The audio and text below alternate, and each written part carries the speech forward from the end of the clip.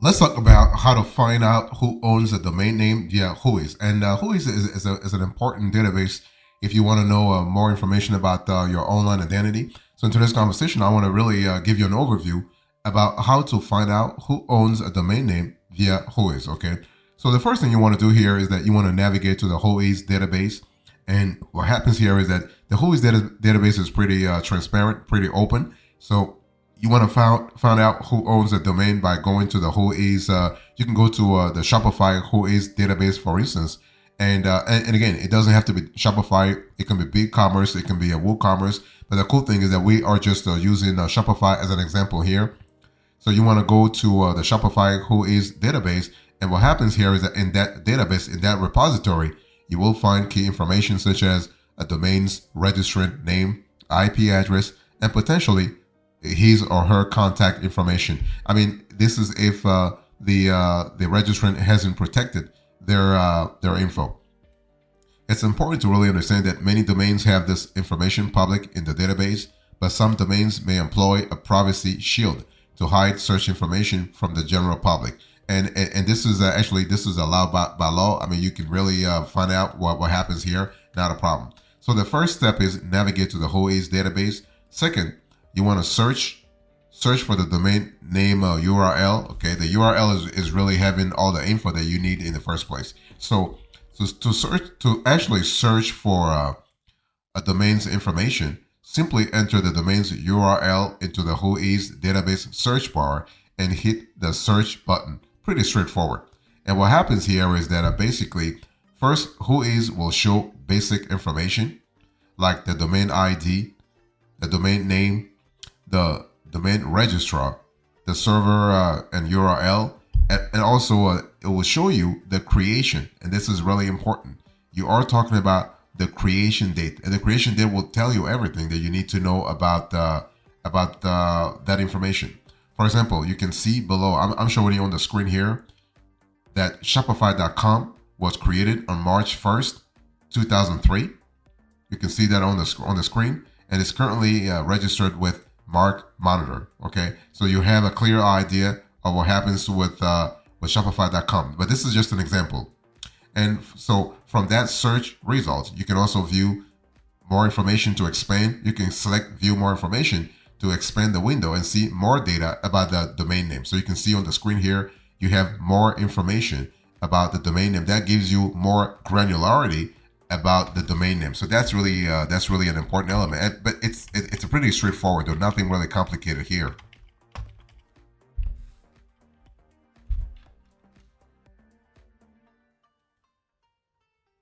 Next, you want to detect if the contact information is private, because sometimes what happens here is that instead of directly sharing a domain registrant's contact information in search results, the WHOIS database acts as a go-to between you and the domain registrant. Okay, so this actually is good because it shields the domain's owner's identity while still giving you enough information to find a way to contact the domain owner.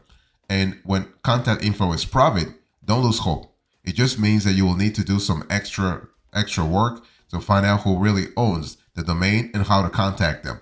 And there are services actually online that can really help you do that, so you don't have to do the work yourself. And so that's the third step. The fourth step is that you want to find registrant contact information. Again, we're also talking about how to find out who owns a domain name via WHOIS. Okay, so if the domain owner's identity is hidden, you want to do a web search to find information about the company that owns the domain. You might find a contact us or about us page that talks about the company's leadership, founders, owners, and so on. So that gives you more granularity, the level of granularity that you need in the first place.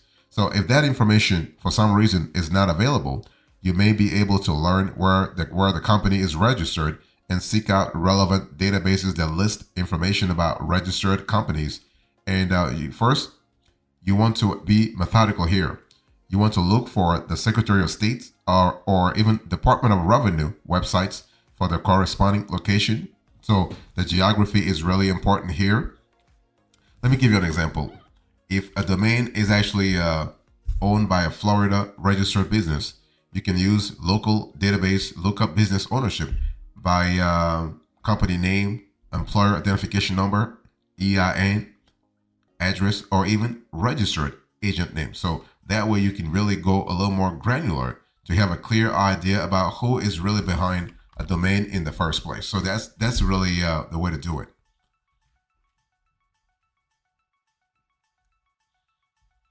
So let's talk about what to do when you find out who owns a domain, because I mean, chances are there was a reason why you actually started the whole research anyway, right? So because you want to have more idea about what really happens, who's hiding, quote unquote, hiding behind a domain. So once you know who owns a domain you want to acquire, it's time to find out who and how to reach that registrant. Who is the registrant and how to reach that registrant and attempt to negotiate a deal to transfer domain ownership. I mean, this is totally possible.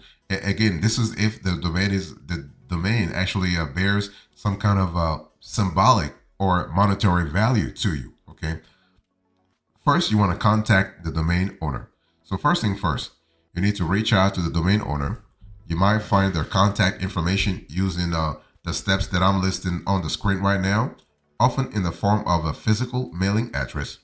But if you want to reach out in a different way, there are some steps you can actually take to find the appropriate contact. And so the best way, and this is based on our investigations, the best and fastest way is to use Google search. Simply enter the person's name on Google to see what comes up. You never know. You never know. You might also search name, email address, or name contact information. And if that doesn't yield any results, check out databases like Hunter or LinkedIn. I mean, Hunter is really good in terms of granularity. We love that. But Hunter, actually, you might have to pay for stuff, because if you want more, if you want to dig a little deeper, you might have to pay for stuff. And LinkedIn is kind of cool, but if the person never signed up for LinkedIn, then you have no idea to know what's really who is really behind the domain. But one thing for sure, there are also professional databases that you can sign up for, depending on the niche, the niche that the company behind the domain is associated with, right? And I mean, a lot of companies are either part of Chamber of Commerce or other databases, and part of the research here is to actually reach out as much, I mean, to as many depositories as possible to see what's really possible there.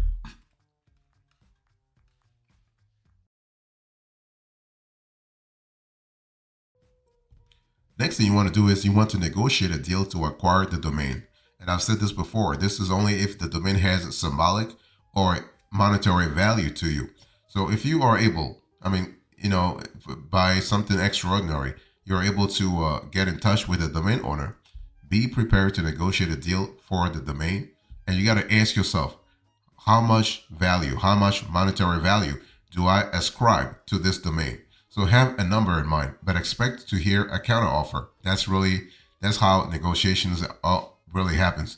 So when preparing your quote, consider the domain authority or how much search equity the existing site has. Now, when we talk about search equity, we're talking about the amount of traffic that the domain is actually driving. Okay, and how much traffic in terms of Google, and also the SERPs. We're talking here about the search engine result pages. So that will give you a clear idea. So if the domain is clearly out of date and doesn't show up high in search engine results pages, you can quote a lower number. But for updated sites with a robust digital presence across multiple channels, you likely want to begin with a higher offer and negotiate from there. Because the whole thing is you want to show the owner that you are interested, that you know the value that the domain has. One thing that's really important when we talk about domain authority, we're also talking about geography, chronology, but demographics. What do I mean by that? Chronology means that you have to consider the timing of the domain offer. Okay, are you offering the domain? Is the domain actually old, established, or is the domain new and really, coming up in terms of reputation? When we talk about geography, I mean a domain that's actually listed in a developed country will have more authority and more monetary value than a domain that is not actually listed or associated with a developed country. What I'm trying to say clearly here is that If you have a domain that has an association with the U.S., this will have more monetary value than a domain that is associated with a company, with a country that is not like a less developed country, right? So that's an important element. And also the demographics. So basically, what kind of traffic is that domain drawing, right? That will tell you people who are visiting the domain, and those people will also carry a certain monetary mark. So if you can really understand what I'm talking about in terms of value.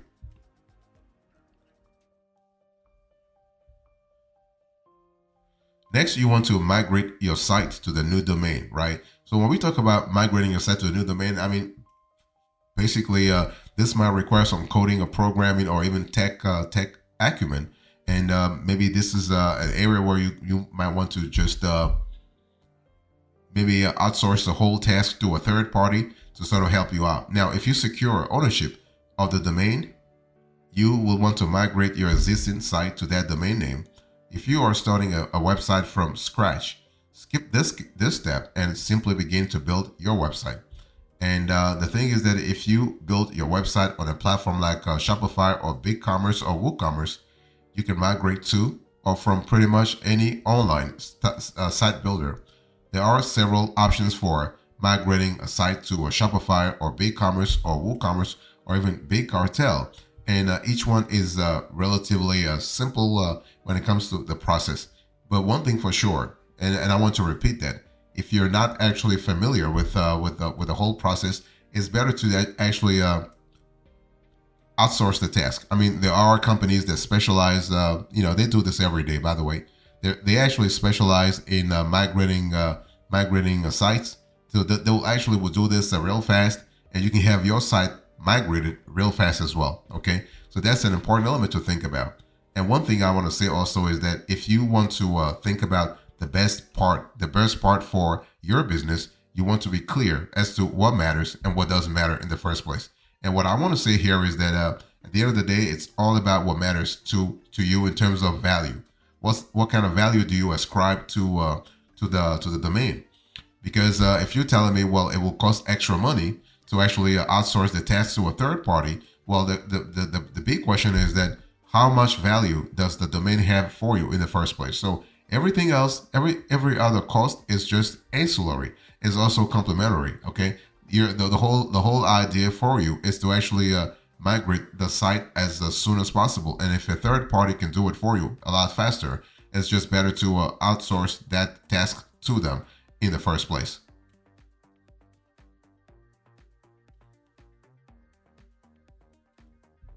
Next, you want to come up with new ideas to your domain name. And so if you're not able to secure ownership of this domain name, it's time to reach out to a different domain registrant or brainstorm some new ideas.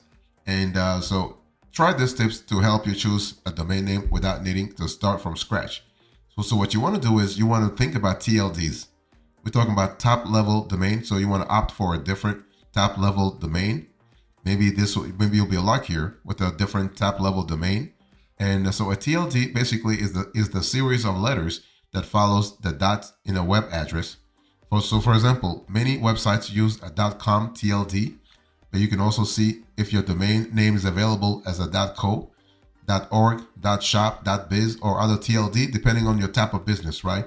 And just make sure that your TLD has to be in sync with your niche, has to be in sync with your geography too, okay? Because, I mean, if you are based in the States, you do not want to have a TLD that could be really confusing. People will be thinking, oh, maybe you're based in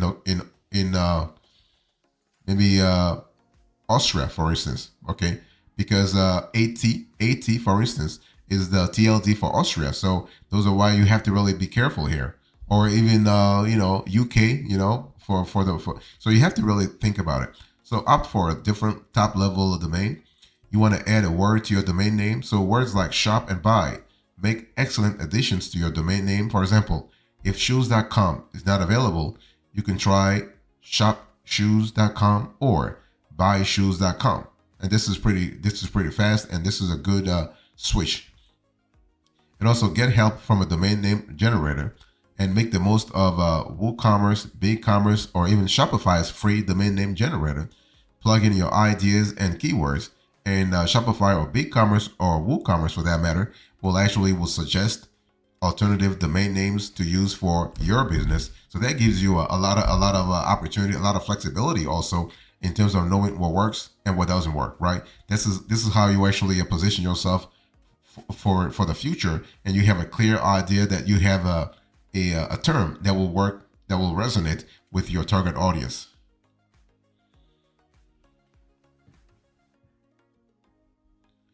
So when we talk about finding out who owns a domain name via WHOIS database, it's important to really understand that WHOIS is a protocol used for looking up information about domain names, and it can be used to find out who owns a domain, when the domain was registered, and when it expires, and other administrative contact information. And it can also be used to find out which registrar a domain is registered with. A lot of registrars actually will fill out the domain the WHOIS information for you. So if you are a domain owner, your name will not appear, but the registrar's name will appear. Registrar can be GoDaddy, it can be one-on-one, it can be one-on-one Ionos, it can be GoDaddy, it can be anybody, it can be Bluehost, it can be Playhost, And so what information can you get from WHOIS? It really depends. Remember that WHOIS primarily is a publicly available database that stores information about domain names and their associated owners. And these records typically include the registrant's name, address, the telephone number, email address, and the name, address, and contact information of the domain name's registrar. And WHOIS also includes the domain's creation and expiration dates, the domain name's server information, as well as various technical and administrative fields. So you have a clear idea of what works and what doesn't work. And so anyone can use WHOIS.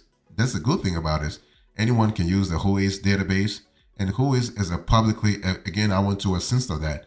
I want to insist on the fact that WHOIS is a publicly available database that provides information about domain names, and it can be accessed by anyone with an internet connection. So people can just go and just search for who owns a domain. And so the bottom line here is that you want to actually make sure that you are protecting your identity, but also you want to be transparent, right? You have nothing to hide, but you have to, most importantly, you have to protect your identity. You have to protect yourself and maybe your family too. I mean, especially if your business is registered at home, then you have to really see how to protect, your identity. That's an important element.